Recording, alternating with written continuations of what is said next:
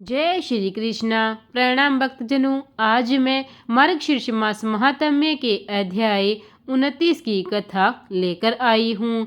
यह अध्याय मथुरा के महात्म्य का वर्णन करता है, जो कि 18 महापुराणों में सबसे बड़े स्कंद पुराण का 29वां अध्याय है, जो प्राचीन भारतीय समाज और हिंदू परंपराओं को विश्वकोश के रूप में संरक्षित करता है तथा धर्म, ब्रह्मांड विज्ञान, पुण्य जीवन शैली, ब्रह्मांड का निर्माण, इतिहास, वंश आदि जैसे विषयों पर विस्तार से प्रकाश डालता है। यह स्कंद पुराण के वैष्णव खंड के मार्गशीर्ष महात्म्य का 29वां अध्याय है। आइए हम इस अध्याय की कथा का रसपान करते हैं। ब्रह्मा जी ने कहा, हे देवों के स्वामी, वह कौन सा पवित्र स्थान है जहाँ मार्गशीर्ष मास को सबसे अधिक मनाया जाता है? उसका क्या लाभ है? हे देवों, सब कुछ बताइए। श्री भगवान ने कहा, मेरा एक महान पवित्र स्थान है जो मथुरा के नाम से प्रसिद्ध है। यह बहुत सुंदर और प्रतिष्ठित है। यह मेरा जन्म स्थान है और मुझे बहुत प्रिय है। हे चतुर्मुख, मथुरा में भक्त को हर कदम पर तीर्थ का पुण्य मिलता है। जहाँ कहीं भी वह पवित्र स्नान करता है, वह भयंकर पापों से मुक्त हो जाता है। हे पुत्र, मथुरा पापों का नाश करने वाली है। यह समस्त धर्म और सदाचार से रहित दुष्ट आत्माओं द्वारा नरक में भोगी गई यातनाओं को दूर करती है।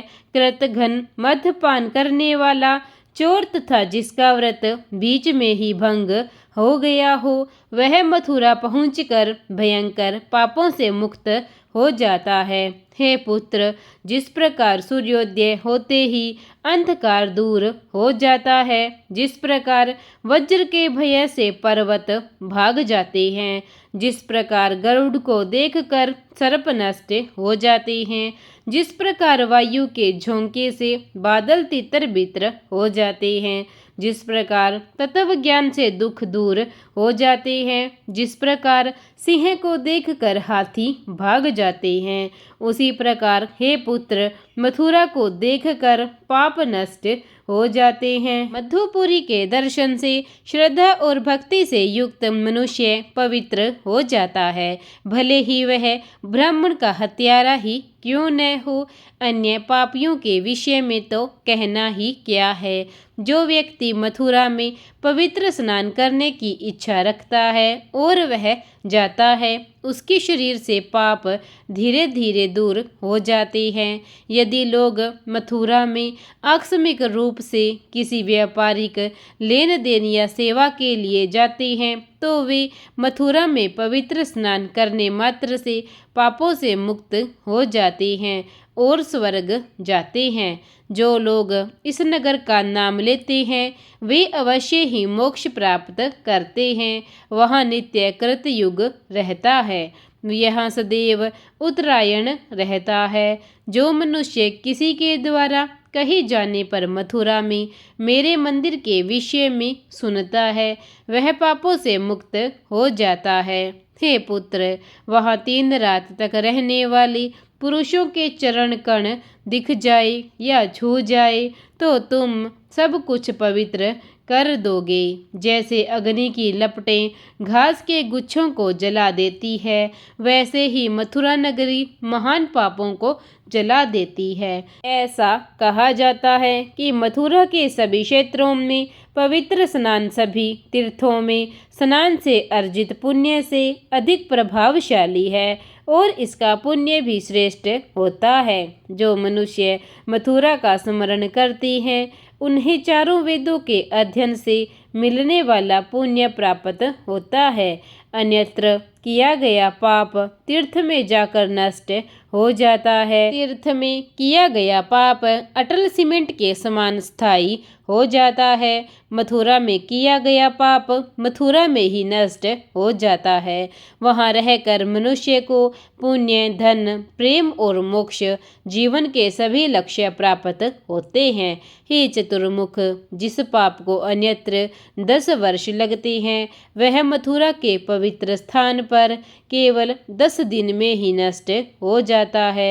स्वर्ग, पाताल, आकाश या मृत्यु लोक में मथुरा के समान मुझे कोई भी वस्तु प्रिय नहीं है। मथुरा का तीर्थ सभी तीर्थों से बढ़कर है। यह वह स्थान है जहाँ मैंने बाल्यकाल में ग्वालों के साथ क्रीड़ा करते हुए 33,000 वर्ष व्यतीत किए थे। मथुरा का स्मरण करने से संपूर्ण भारतवर्ष के सम्मान पुण्य की प्राप्ति होती है। हे पुत्र, प्रतिदिन सूर्य ग्रहण के समय सनेहती नदी पर स्नान करने से मिलने वाले पुण्य से भी अधिक पुण्य मथुरा में प्राप्त होता है। हे पुत्र, मधु नगरी में मार्गशीर्ष मास में वह पुण्य प्राप्त होता है जो तीर्थराज प्रयाग में 1000 वर्ष के बाद प्राप्त होता है। हे पुत्र, मार्गशीर्ष मास के एक दिन में मथुरा में वह पुण्य प्राप्त होता है जो वाराणसी में एक पूर्ण सहस्त्राब्दी में प्राप्त होता है। मथुरा में एक दिन बिताने से वही पुण्य प्राप्त होता है जो गोदावरी के पास द्वारिका या कुरुक्षेत्र में भूमि दान करने वाली या गया में 6 महीने बिताने वाले व्यक्ति को मिलता है। न तो द्वारका, न काशी और न ही कांची कोई तीर्थ मथुरा की तरह हो सकता है जहाँ माया गदाधर अर्थात विष्णु देवता हो। यदि यमुना जल के माध्यम से उन्हें अर्घ्य दिया जाता है तो पितृ चावल के गोलों का तर्पण नहीं चाहते। जो मनुष्य मथुरा को एक साधारण नगर समझते हैं उन्हें पापों से दूषित जानना चाहिए।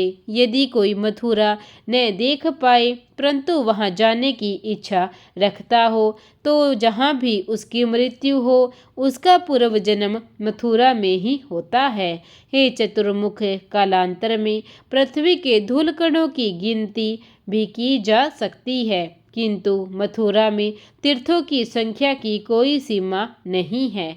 अरे ठहरो, अरे मथुरा नगरी में रहो, मैं वहाँ निरंतर ग्वाला बालों से घिरा रहता हूँ। हे संसार में डूबे हुए मेरे शिष्यों, सुनो, यदि तुम परम सुख की कामना करते हो तो मेरे नगर मथुरा में रहो। संसार के लोग अत्यंत अंधे हैं, उनकी आंखें होते हुए भी वे देख नहीं पाते। मथुरा जैसा पवित्र स्थान होने पर भी वे जन्म मरण की परीक्षा में ग्रस्त रहती हैं।